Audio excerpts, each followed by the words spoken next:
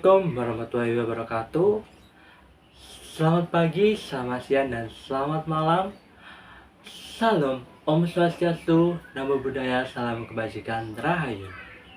Perkenalkan, nama saya Davi Novianto, NPM 240208002 dari Program Studi Pendidikan Bahasa dan Sastra Indonesia di Universitas PGRI Kanjuruhan Malang. Di video kali ini saya akan mempresentasikan tentang motivasi dalam belajar. Selamat menyaksikan. Di video kali ini saya akan mempresentasikan materi tentang motivasi dalam belajar. Pengertian motivasi belajar adalah hasrat yang timbul dalam diri siswa yang menyebabkan terjadinya kegiatan belajar. Adanya motivasi belajar akan menjamin kelangsungan dari kegiatan belajar yang memberikan pada arah kegiatan belajar, sehingga tujuan yang dikehendaki oleh subjek belajar itu dapat tercapai. Motivasi belajar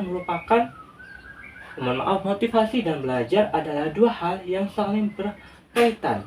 Motivasi belajar merupakan hal yang pokok dalam melakukan kegiatan belajar, sehingga tanpa motivasi seseorang tidak akan melakukan kegiatan pembelajarannya.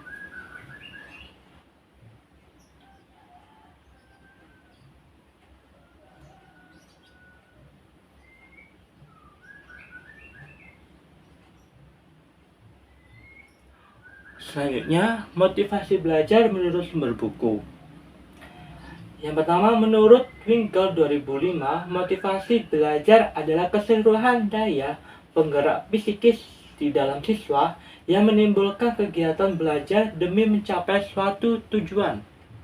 Yang kedua, menurut Afifuddin, motivasi belajar adalah keseluruhan daya penggerak di dalam diri anak yang mampu menimbulkan kesemangatan atau kegairahan belajar.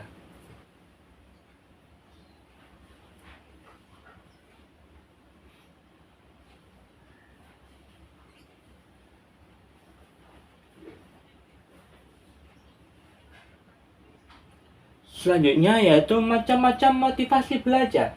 Yang kedua, motivasi intrinsik adalah motif-motif yang menjadi aktif atau berfungsinya tidak perlu dirangsang dari luar, karena setiap individu sudah ada dorongan untuk melakukan sesuatu. Yang kedua yaitu motivasi intrinsik adalah motif-motif yang aktif dan berfungsi karena adanya perangsang dari luar.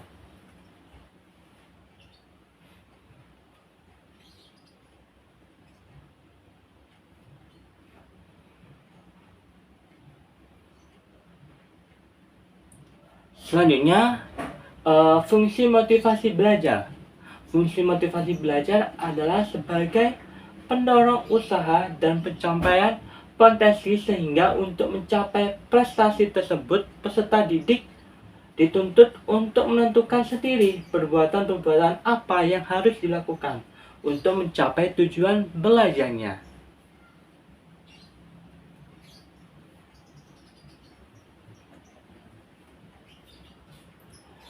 Selanjutnya, menurut UNO 2011, fungsi motivasi belajar adalah yang pertama yaitu menentukan penguatan belajar.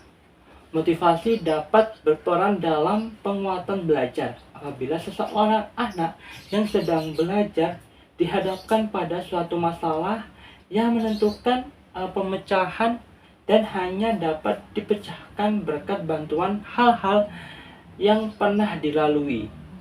Yang kedua yaitu memperjelas tujuan belajar.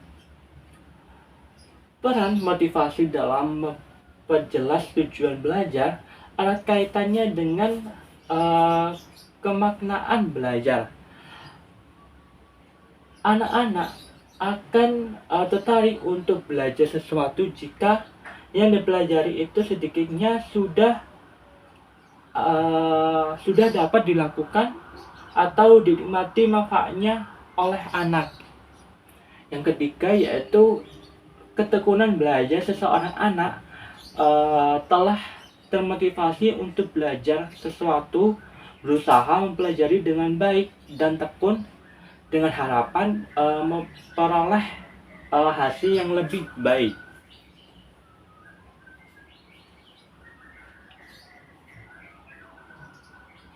Selanjutnya ada 5 prinsip motivasi belajar.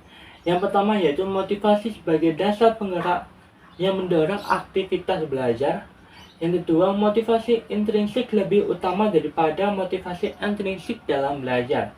Yang ketiga, motivasi berupa pujian lebih baik daripada hukuman. Yang keempat, motivasi berhubungan erat dengan kebutuhan dalam belajar. Dan yang kelima, motivasi dapat memupuk optimis dalam belajar.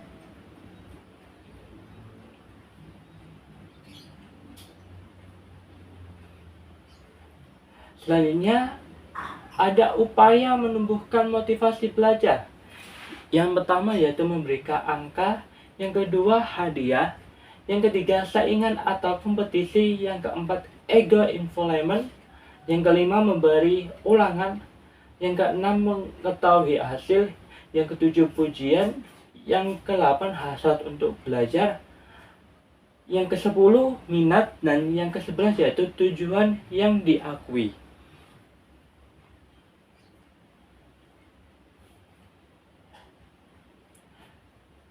Berikut ada 6 faktor untuk mempengaruhi motivasi belajar.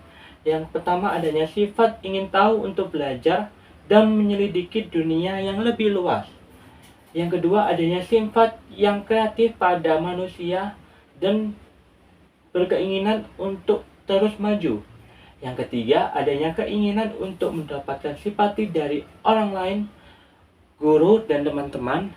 Yang keempat adanya keinginan untuk memperbaiki kegagalan yang lalu dengan usaha yang baik melalui kooperasi maupun dengan kompetisi. Yang kelima adanya keinginan untuk mendapatkan kenyamanan kita menguasai pelajaran.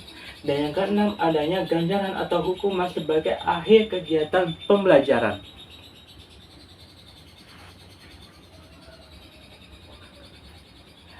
Terima kasih untuk presentasi di video kali ini, semoga bermanfaat dan mohon maaf kalau ada kesalahan dalam berbicara saya dan dalam perkataan saya. Terima kasih. Wassalamualaikum warahmatullahi wabarakatuh.